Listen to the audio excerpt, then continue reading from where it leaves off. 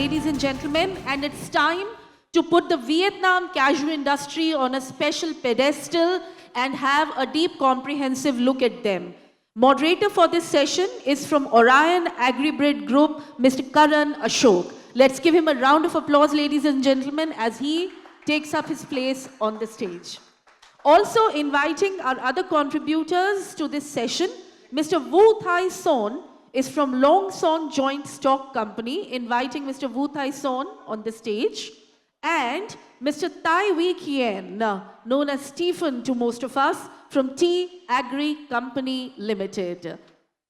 As Mr. Stephen walks up to the stage, I leave this session in the hands of Mr. Karan Ashok, and the timer, of course, is on, and question answers at the end of the session. Over to you, Karanji. Ladies and gentlemen, my name is Karan Ashok. Firstly, I would like to thank the team at WCC for this opportunity to host the Vietnam Cashew session. It's an honor to also be hosting this session with one of the Vietnam cashew industry pioneers, Mr. Wu Tai Son, and Mr. Tang Quyen, who has a deep knowledge of the industry. Our company has been involved in the Vietnam cashew industry for the last 30 years, basically from its inception. My personal journey began about 10 years ago, and it's amazing to see how the Vietnamese cashew industry is involved. The Vietnamese are known for their resilience and persistence, and this is evident through their journey over the years. Whether it's adapting new technology to stay competitive, or change strategies to deal with government intervention and tariffs, etc., they always come out stronger every year. Our first speaker, Mr. Tai Son, is one of the pioneers, and he's been leading the industry since day one. Over to you, Mr. Son. So, good morning, everyone. So, my name is Wu Tai Son from Long Son Joint Stock Company. I've been in cashew industry since 1991. So, today I would like to tell a little bit, just very short, presentation about Vietnam cashew industry. So you know that in 1991, when I joined the cashew industry, everything is manual. The shelling is manual, the peeling is manual. So in one factory, you might find 1,000 workers, 2,000 workers. At that time, the visitors visiting Vietnam, they are very surprised because so many workers in one factory. But things changed. In 2007, one factory in Vietnam import shelling machine from Orion, Italy, and it failed to operate well, but Vietnamese learned from this machine and improved the machine. In 2009, Vietnam companies made the first series of machine and improved every year. In 2008, Vietnam import a peeling machine from Orion, Italy, then copy and then improve every year. So I think, we should thank Mr. Stefano Massari from Orion, who has made, a big change to cashew industry. He's not here today. So we can say that from 2008, the cashew industry has made big change from 100% manual to gradually mechanized. Advantage from Vietnam is that we have big industry. That's why so many mechanic companies find big market. So they make a lot of investment to make machine and to improve quality of machine to get big order. So this is advantage from Vietnam. Vietnam cashew industry employs so many workers in the poor provinces. Therefore, the government of Vietnam support the industry very much. Like the import of machine, we don't have to pay duty, we don't have to pay VAT. Just it is by the law. So no need like a permit. No need like you need permit to import without VAT, without duty. Everything is free. Everything in Vietnam. Not only for cashew, for all other industry. If we import machine, free, no duty, no VAT. We also allow to import the any raw material to process and to export. So that's why in the law, all the kernel we import, not good quality kernel from Africa, even the bomber kernel we import and re-export without VAT. Without duty, without VAT. So everything made it very simple and easy in Vietnam. Even Vietnam faced the worst time during COVID, still the government allow all the food company to produce. So like all the cashew company can produce. Just the worker need to stay at the factory, sleep in the factory. That's all. And all the chucking, import of raw seed chucking and export of kernel chucking is still allowed, no problem. So during COVID time, Vietnam still continue to export a lot because the food industry is allowed to continue working during COVID time. Currently, the machine has been improved a lot, but now we also have a new, I think since last year we have new, Vietnam has imported new machines, we call it AI machine. So for grading. So many electric machines to help workers, we also use solar power, so cost of production has reduced. Like some of our factory rigs, the processing cost is like $110, $130, $110 per ton. This processing cost, including salary, depreciation of machine, building, electricity, water, not including trucking of raw seed to factory. If the cost of production like this, and if we compare the shell we are selling today, the shell, cashew shell, we are selling today $163 per ton. Today, we are selling the shell, $160 per ton. So if any factory to do toll processing and they get the shell, then the production cost will be very, very low, so low for toll processing. We give you some data.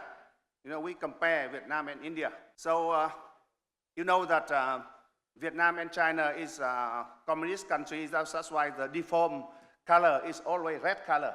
So if you see red color, it means that you're Vietnam. Okay, so Vietnam, you can see that for the last 5 years, the import, last year we import record raw seed. More than 3 million tons of raw seed.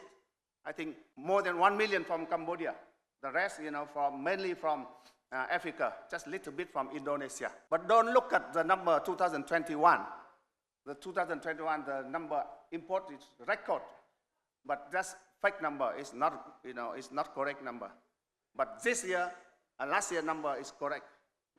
Last year number is record. It's record. You see, Indian also import a lot of raw seed, but export of kernel, compared to Vietnam, export to, kernel to the international market. Vietnam like a big giant, but Indian export very little because Indian import a lot of raw seed mainly for their domestic consumption. Vietnam don't have, domestic market. Vietnam domestic consumption is so little. So, compared to India, you can see. But sorry that, the India number I only have up to November. I think 2025, I only have up to November. I don't have December number until December yet. Why Vietnam made big effort for cost reduction? Because margin, the cashew margin is too slow. Many factories even lose money and close business.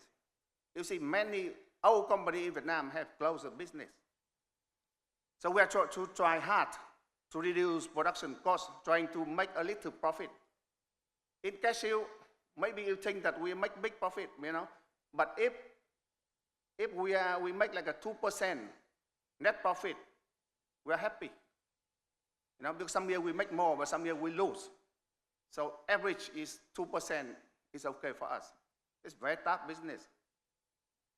So every year, Vietnam reduce production costs. We compete each other by selling cheap to buyer.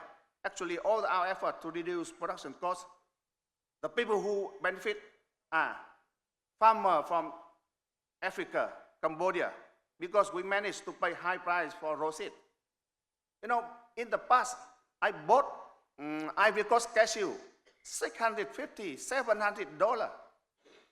When everything manual, and then gradually, because we put machine, we save cost of production, everything transfer to, like a farmers. And also, we also benefit, also go to the kernel buyer, because our target margin is still 2%, too much competition. So it's hard to get 2%. So all our production cost reduction go to, farmer and kernel buyer. So I think we Vietnamese people do not need to use more automatic machines. Do not need, to reduce cost production, because everything we try, everything we do, just 1 year, everyone in Vietnam apply same thing, maybe some company pioneer to bring in the new machine. But the next year, everyone in Vietnam use it, so the cost production reduce, and then everyone compete each other. So, for me, I think you maybe get benefit only 6 months or 1 year. After that, you don't benefit anymore. All the benefit give away to the kernel buyer and to the farmers. To farmer in Africa and farmer in Cambodia. You know that today, Cambodia grows it is about like $1,800 fresh, huh? Fresh, grows it like $1,800. So everyone is crying, Vietnam is crying now. So we're losing money now. Really, last few months we are losing the money. Oh, I just give you some information about Vietnam cashew industry. Thank you very much.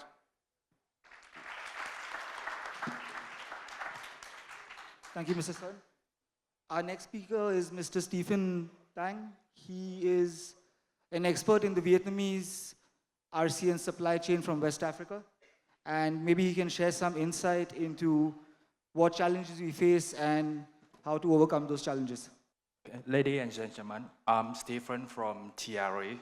So we know Vietnam is the largest processor and the kernel exporter in the world, with more than 3 million tons of processes ASEAN and 800,000 tons of kernel export, with the value more than $5.5 billion. To maintain this position, so Vietnam depends a largest and stable supply of ASEAN. So every year, Vietnam have import host ASEAN from many countries, from Africa and the Southeast ASEAN. Among all the suppliers, Ivory Coast and Cambodia is our biggest true supplier country. We can see from 2017 to 2025, Cote d'Ivoire already supplied to Vietnam more than 5.7 million tons of ASEAN, and Cambodia almost 3.7 million tons of ASEAN. If we look at the total accumulate of from 2017 to 2025, so Cote d'Ivoire is the biggest ASEAN supplier of Vietnam, and Cambodia is the second biggest. But if we look at for every year, from 2024 to 2025, my data is a little bit mid-text, but from 2024 to 2025, Cambodia already become the biggest ASEAN supplier of Vietnam with around 900 to 1 million tons. In this slide, we can have the view of every monthly import from around the world to Vietnam. So it clearly that Vietnam import is seasonally. For main import from April to August. That is mainly from West Africa and Cambodia crop. Cambodia ASEAN supply to Vietnam and the partnership between the Vietnam and Cambodia.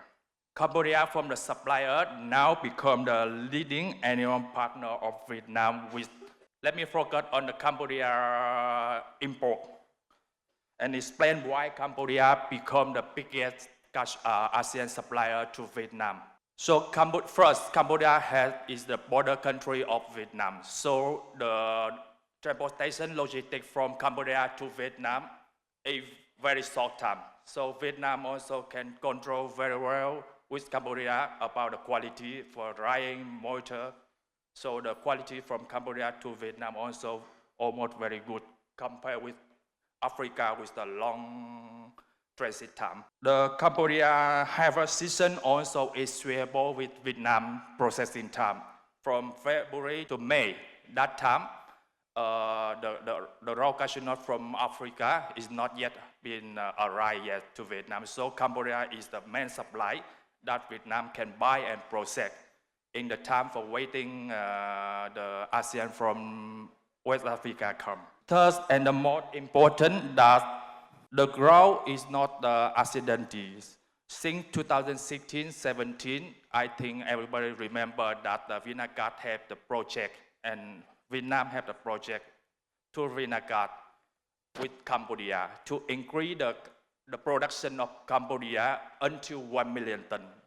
I think there's many new before. I think everybody also know that. The target to improve in the plantation material in Cambodia. Develop the production area to select which area is good. Also support for the seed. I remember also Vinagas have the project to support 1 million of plantation to Cambodia. Build a long-term uptakes and the market linkage. Here we can see generally for the timeline what Vietnam and Cambodia activity. Like the research, this one I have made mistake because this one is not correct, but from before, when Vinagas start and Vietnam start cooperation with Cambodia, that the production in Cambodia is the 100,000 ton, 200,000 ton maximum. Every year is stable 200,000 ton. But after that, we can see from 2021, 22, 23, 24, and 25. 2021, like Mr. Sir already said, that the number have some problem that is sensitive, so I'm not mentioning that. But from 2021 to 2025, the production of Cambodia increased a lot every year and very fast. Until now, from 600,000, 700,000, and until now, I think Cambodia already reached more than 1 million ton. So Cambodia rice is our largest, Vietnam largest ASEAN supplier. That's one does not replace Cote d'Ivoire. But the complement is, together, Cambodia and Cote d'Ivoire form the two most critical pillars of Vietnam raw cashew supply. Cooperation between Vinagat and Cambodia Cashew Association is help Cambodia shift from spontaneous production for the market most. So we can see the cooperation between Vietnam and Cambodia is the win-win cooperation. So this one also become the most for another African country to cooperate with Vietnam to increase the production. Thank you. Thank you, Mr. Stephen. Mr. Sun, I think we'll head into the Q&A. As you know, Vietnam is almost fully mechanized in processing now. What do you estimate the current cost of production per metric ton of RCN is today? You see, because of a lot of, automatic machine, efficiency, so the cost of production per tons now is around 110 and 130 US dollar per ton of kernel, the processing, including everything except, cost of, not including the cost of, trucking raw seed to the factory. That's all. This is per ton of RCN. Per ton of ASEAN. Okay. Yeah, per ton of And ASEAN. does this include the cost net of the shell value, or that's additional benefit for the factory? No, not including the value of the shell, because the value of shell today, like I just said, 163 US dollar per ton. So like if I do toll processing for my sister company, because Longson Group, we do toll processing for my sister company, and they get the shell. Okay, like that, I pay like nothing, because they get the shell and they sell the shell. So, like I told you, very little. That's extra benefit. Yeah, that's extra benefit for them.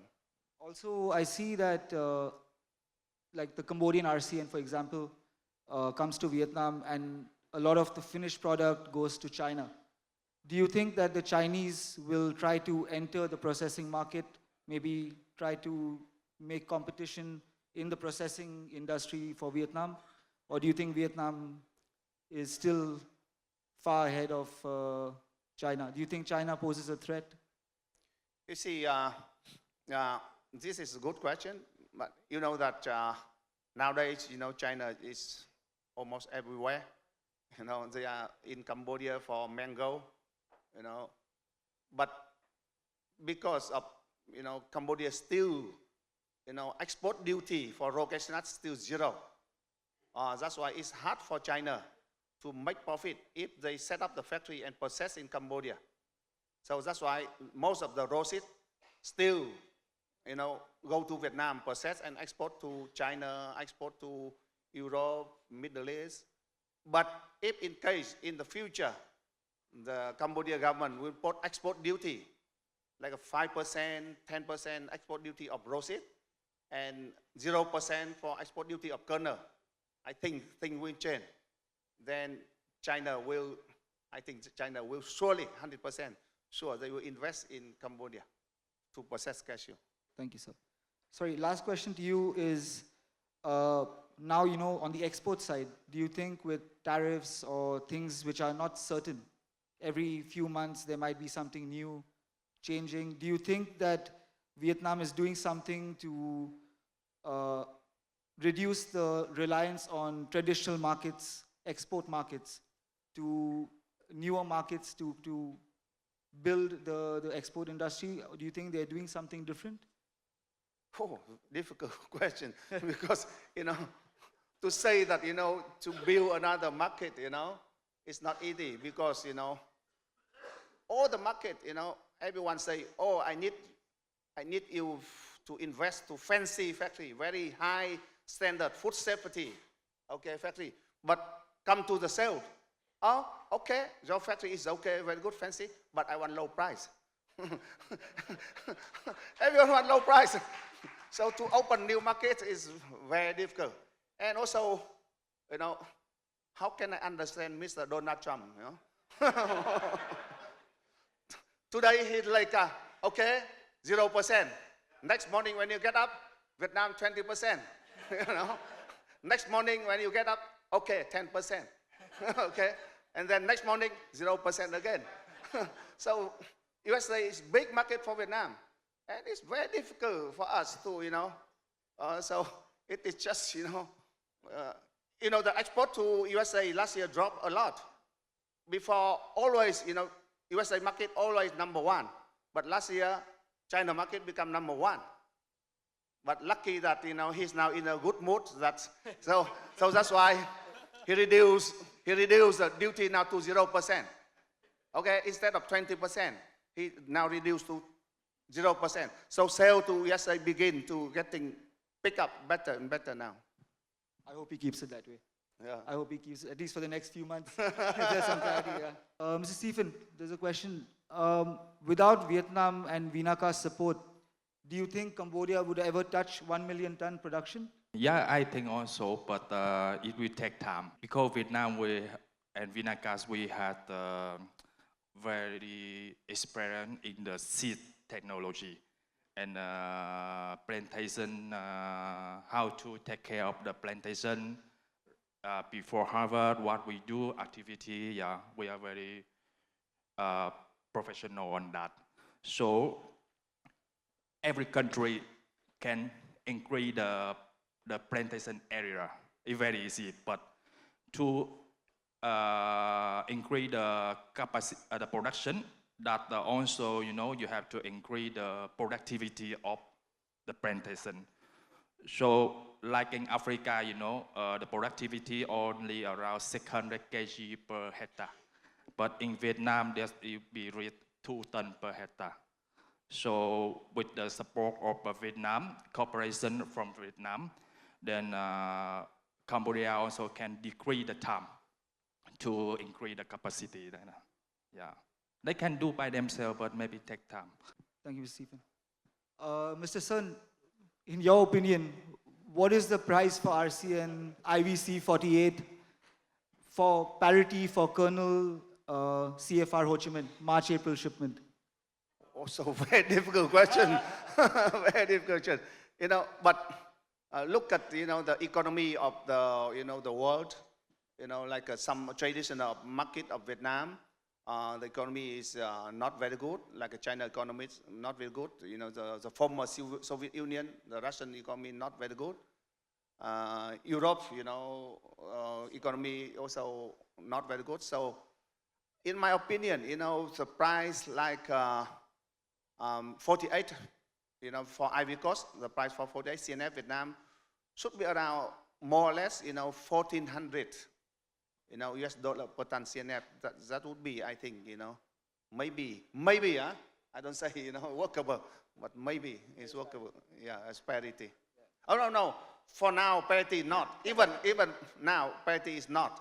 Because, but we hope that in the future, the kernel buyer will pay a bit more, better price, because everyone in Vietnam now losing money. So we cannot, sell this low price for a long time. So I think kernel price will need to be up a bit. How does Vietnam compete with India in terms of RCN when they are always bidding 100, 150 lower? It's because they're bidding 100, 150 lower. No, I think that, look, Indian, because processing cost basing on kilo, processing cost basing on kilo. So that's why Indian normally have to buy high outturn of raw seed. But in Vietnam, the processing cost don't based on kilo of raw seed. We based on kilo of kernel.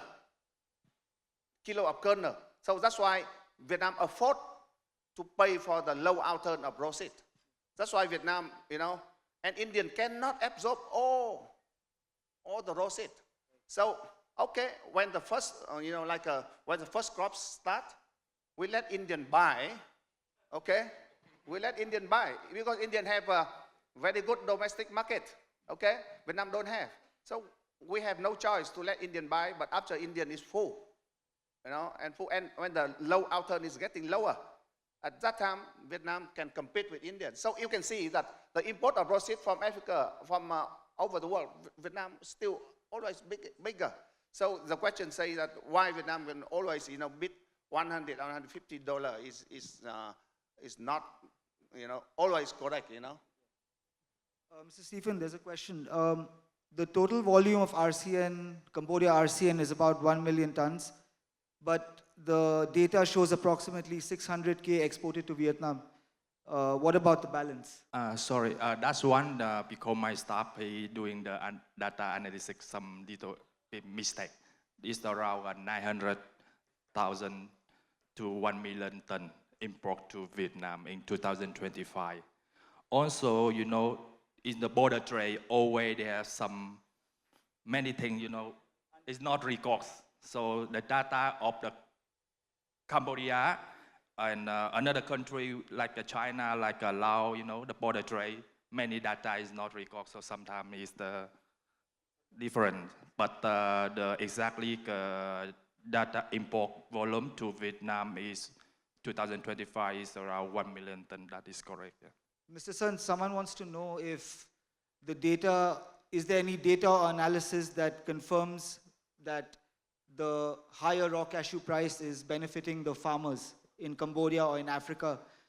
And are they the final beneficiary of higher price, or is someone else getting the benefit of this?